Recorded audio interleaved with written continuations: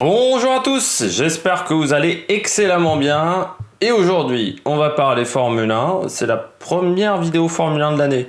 Il va y en avoir beaucoup, je crois que l'année dernière, on en a fait une bonne cinquantaine de vidéos Formule 1. Je crois sur la chaîne, ouais, je crois qu'on est entre 40 et 50.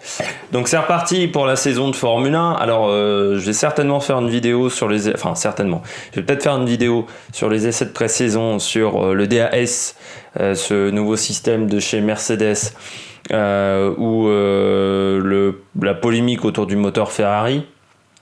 Bon, et puis donner peut-être mon avis sur les essais de pré-saison, même si encore une fois vous savez que les essais de pré-saison, il y a beaucoup de fumisterie quand même, il y a beaucoup de spéculation, et c'est surtout les premiers essais à Melbourne ou sur un autre Grand Prix, parce qu'avec le coronavirus ça peut être plus tard dans la saison, qui nous donnera ces indications-là.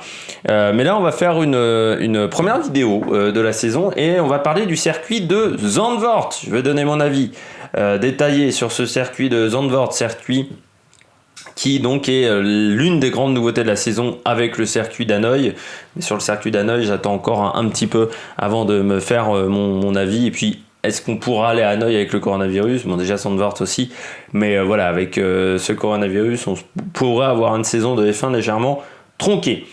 Donc le circuit de Zandvoort remodelé, parce que bien entendu Zandvoort on le connaît, c'est un circuit mythique des années 70-80 en Formule 1, on n'y est pas allé depuis 85, victoire de Niki Lauda après une belle bagarre avec Alain Prost qui s'était imposé l'année d'avant, et ça permettra surtout à Niki Lauda l'année de son retrait de la Formule 1, parce qu'en 85 c'est Alain Prost qui est bien champion du monde, qui remporte son premier titre de champion du monde, avant de faire le doublé l'année d'après en 86. C'est un circuit où tous les plus grands se sont imposés du côté de Zandvoort. Il y a eu, là je regarde, hop là, le palmarès en Formule 1, s'il veut me l'afficher, merci.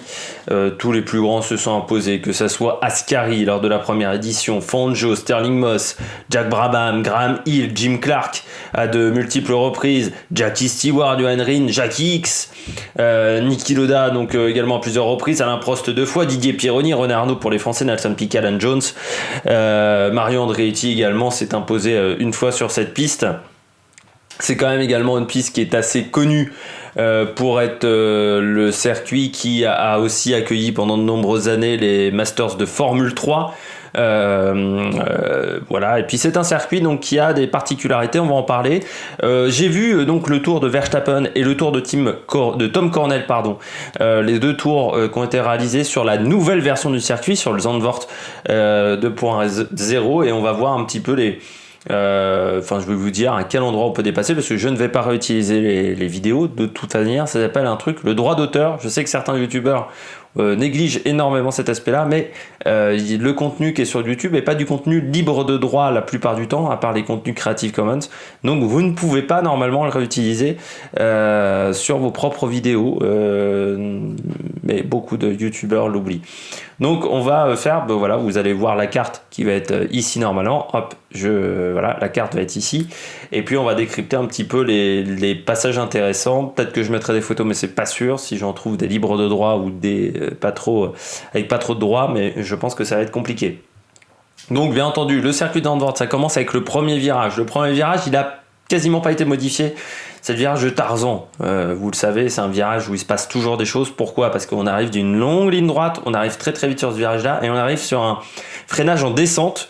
Donc c'est toujours compliqué de freiner les voitures, et qu'il y a plusieurs trajectoires possibles sur ce premier virage, parce que c'est une longue épingle. Donc on peut passer plus à l'extérieur, plus à l'intérieur. Enfin, il y a de multiples trajectoires, et souvent des tentatives de dépassement. Et souvent ça se passe mal, parce que on bloque facilement les roues, en sachant que si vous sortez de la piste à Tarzan, vous allez direct dans le bac à gravier. Il n'y a pas de solution. C'est-à-dire que la sortie de piste, c'est un bac à gravier, c'est un bac à gravier en montée en plus. Donc vous vous enfoncez dedans. Donc c'est très dur de sortir du bac à gravier du virage de Tarzan. Donc virage assez technique. Ensuite on enchaîne donc avec le virage numéro 2, qui est le virage de Gerlabort. J'essaie de prononcer à la néerlandaise. Là, celui-là, il n'a pas changé non plus. Il a peut-être un léger... j'ai l'impression qu'il y a une légère inclinaison, mais qui n'est pas énorme sur ce... Je crois qu'il y avait déjà une inclinaison sur ce virage-là. Puis on se retrouve au virage numéro 3, le virage numéro 3 qui est une épingle également assez serrée, donc l'angle a été un petit peu agrandi pour éviter d'avoir un virage impossible à prendre avec une Formule 1, parce que les Formule 1 modernes ne braquent pas très bien, et pour éviter d'avoir la même direction qu'à Monaco, qui fonctionne à Monaco parce qu'on a beaucoup de virages serrés, mais qui ne marcherait pas sur un circuit comme Zandvoort, parce que cette direction-là serait beaucoup trop sensible, les voitures seraient beaucoup trop nerveuses. Donc le virage 3, on lui a mis un banking assez important, mais qui a un intérêt dans ce virage-là pour pouvoir dépasser et peut-être également proposer plusieurs trajectoires dans ce virage-là. Techniquement, l'enchaînement, donc la sortie du virage 1, 2, 3, il n'y aura pas de tentative de dépassement dans ces zones-là, je pense. Peut-être dans le virage numéro 3, mais ce n'est pas sûr parce que la sortie du virage numéro 3 est vraiment très importante parce que elle conditionne l'enchaînement 4, 5, 6 qui est un enchaînement très rapide, l'enchaînement 4-5 en montée, où le virage numéro 5 est un gauche-droite, on va dire, mais le virage numéro 5, vous ne voyez pas la sortie, c'est un ciel que vous voyez, et puis surtout vous arrivez dans la portion qui est le plus proche de la mer, parce que le circuit de Zandvoort a une particularité, c'est qu'il est dans les dunes, en fait, positionné dans les dunes, donc il est très proche de la mer, ce circuit. Il faudra donc faire attention au vent. On reparlera des conditions climatiques qui auront un impact sur ce circuit. On enchaîne après avec le virage 6, le virage de Chevlac.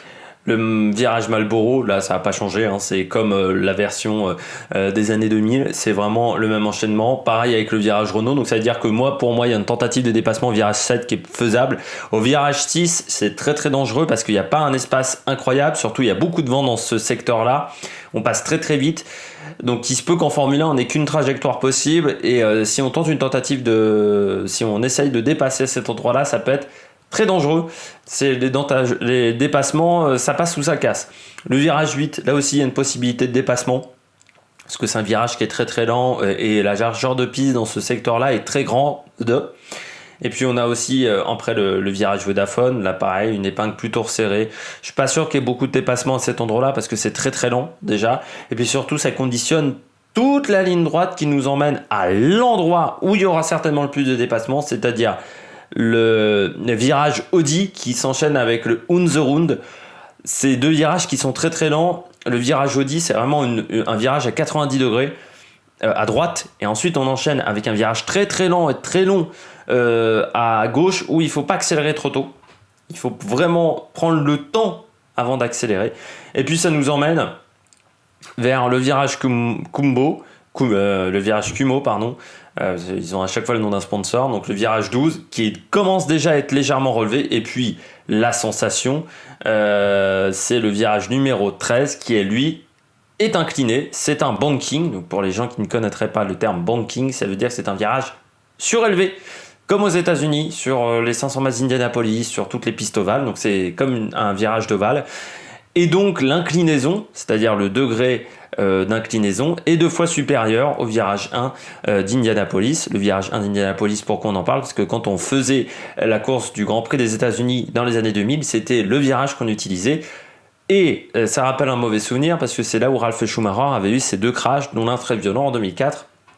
Avec les pneus Michelin qui avaient déchappé dans les 2 cas, et c'est pour ça que seulement 6 pilotes avaient participé à la course de 2005, qu'on appelle souvent le Grand Prix de la honte, vu que seuls les pilotes Bridgestone avaient pu participer à ce Grand Prix. Pourquoi moi ce virage 13 il m'inquiète? Déjà, je ne comprends pas l'intérêt d'avoir mis ce virage-là en dénivelé, parce que à plat il passait très très bien. Et je trouve qu'à plat en plus ça donnait peut-être plus d'intérêt au niveau du pilotage, parce qu'il fallait relâcher un petit peu l'accélérateur, et il fallait que la voiture, voilà, c'était pas facile, et il y avait peut-être plusieurs possibilités de trajectoire, alors que quand la voiture est sur un banking, une voiture de F1 n'est pas conçue pour aller sur un banking naturellement. Pourquoi? Parce que les voitures américaines, faut savoir qu'aux États-Unis en IndyCar, vous avez des courses où on embarque des voitures pour les circuits routiers et les circuits urbains, et on embarque des voitures pour les ovales. Ce ne sont pas les mêmes voitures qui font qui font toute la saison. On a 2 voitures. Il faut savoir qu'une voiture sur un ovale, on la règle différemment que sur une piste normale, parce qu'en fait, l'objectif c'est qu'elle tourne avec les roues droites, sans qu'on soit obligé de forcer sur le volant, en fait. Donc on a un réglage qui est asymétrique. sur les voitures, sur les courses américaines, sauf que si vous faites ça sur un circuit comme Zandvoort, et ben votre voiture elle va rouler droit en virage et en fait vous serez obligé de tourner énormément sur certains virages, donc c'est pas possible d'avoir un réglage asymétrique. Donc c'est à dire que dans le virage 13 on sera obligé d'avoir le volant tourné, et en fait le problème c'est que les pilotes vont être comme ça avec le volant braqué, mais il n'y aura pas plusieurs trajectoires possibles, aussi parce que les voitures de F1 elles ont une hauteur de suspension des deux côtés qui est symétrique, et donc si vous allez sur un ovale à 26 degrés, il y a forcément un côté du fond plat qui va frotter et l'autre côté qui ne frottera pas, voire avec une roue qui sera limite touchera pas le sol, quoi. Enfin, dans l'idée, vous voyez, donc on pourra pas être en haut du banking et on sera obligé de rouler en bas. Donc il y aura une trajectoire possible dans ce dernier virage, et comme vous savez que les F1 actuels n'aiment pas suivre, ça risque d'être compliqué d'avoir des dépassements dans ce virage 13. Surtout que je pense que derrière on aura une zone de DRS, donc il n'y aura pas d'intérêt. L'objectif ça sera de tenir le maximum la route. Mais si dans le virage 13 on peut pas suivre, ça aura des conséquences sur la zone de DRS derrière, vu qu'on pourra pas se redépasser, ça sera juste pour rattraper le retard, surtout que c'est pas un circuit où on aura beaucoup de zones de DRS, parce que très clairement, à part dans ce dernier secteur, je vois pas où on peut caler un autre secteur DRS, peut-être entre le virage 9 et le virage 10, mais dans les autres portions du circuit c'est impossible de caler un DRS. Donc je comprends pas pourquoi on a fait un banking, à part que j'ai l'impression que c'est un peu dire qui a la plus grosse. Regarde Indianapolis, toi t'avais un tout petit banking, nous on en aura plein. Parce qu'il faut savoir qu'il y a une seule trajectoire possible en F1 avec un banking. À Indianapolis, dans ce virage-là, il y avait pas de dépassement. Pour ceux qui se souviennent de la course à Indianapolis, il n'y avait pas de dépassement dans ce virage-là, alors qu'en F1 on arrivait à se dépasser à l'époque encore. Donc ça montre que c'est pas possible de se dépasser en F1 avec un banking aussi important. En plus on risque d'avoir beaucoup de boulettes de gomme à la sortie de piste. Alors je sais qu'ils ont techniquement travaillé sur un goudron qui évitera ce genre de choses, mais on risque d'avoir beaucoup de boulettes de gomme parce que regardez sur le Grand Prix de Chine, dans le banking, qui pourtant est très peu relevé, ça doit être 4 degrés d'inclinaison.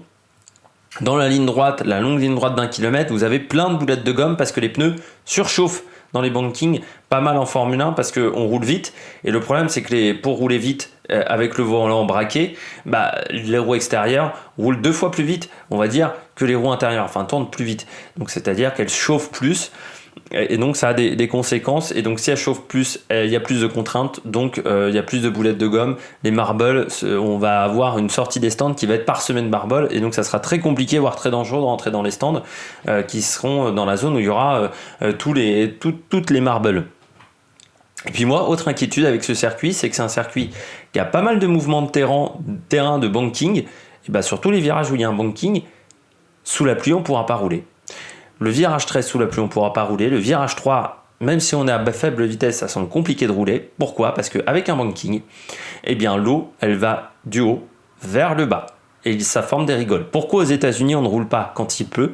C'est parce que c'est très dangereux, les circuits ovales, de rouler sous la pluie. Regardez juste les 24 heures de Daytona. À Daytona, on roule sous la pluie. Et c'est très compliqué dès qu'il pleut énormément sur ces passages-là, parce qu'on a de grands risques d'aquaplaning. Et il faut vraiment choisir sa trajectoire.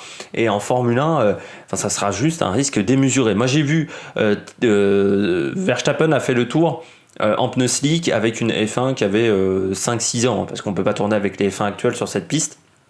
Sur le sec, j'ai vu Coronel rouler sous la pluie avec une voiture de tourisme. Coronel, on voyait qu'il y avait vraiment des zones où il y avait un problème d'évacuation d'eau. Et c'est inquiétant parce que Zandvoort, c'est au bord de la mer, aux Pays-Bas. C'est aux Pays-Bas, on va rouler à Zandvoort au mois d'avril.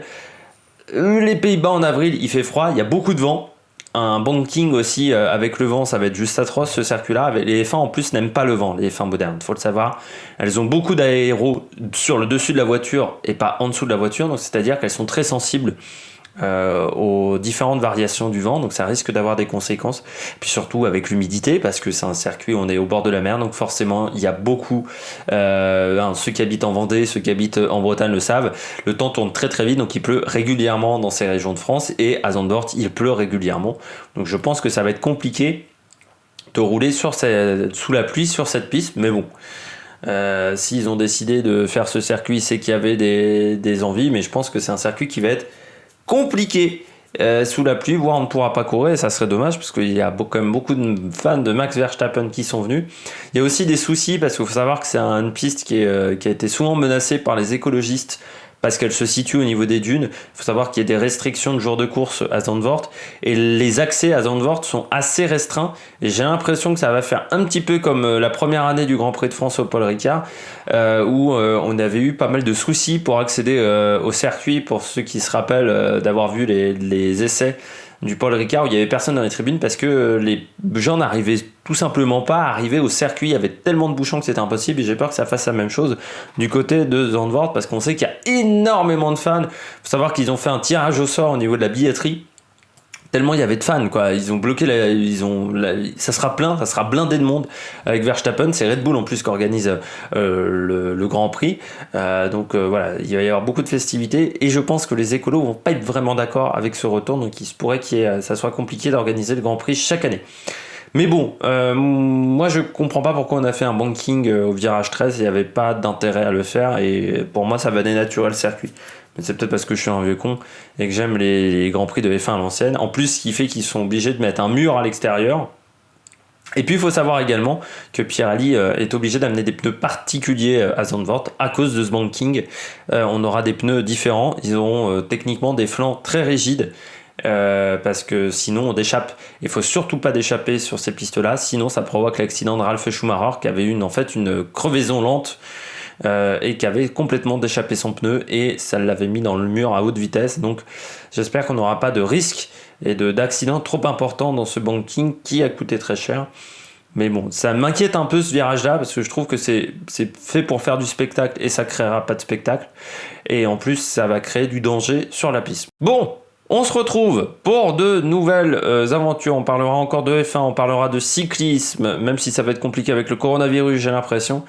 Et puis surtout, on a encore plein de vidéos. Les émulateurs arrivent également. Il y aura peut-être un médialiste, enfin plein de belles choses sur la chaîne. Enfin voilà, on se retrouve pour de nouvelles aventures. Allez, ciao ciao. Et puis surtout, comme j'oublie à chaque fois, n'hésitez pas à vous abonner, n'hésitez pas à réagir dans les commentaires. Et n'hésitez pas à mettre un pouce bleu si vous avez aimé cette vidéo. Allez, à la prochaine sur l'Amérique Production.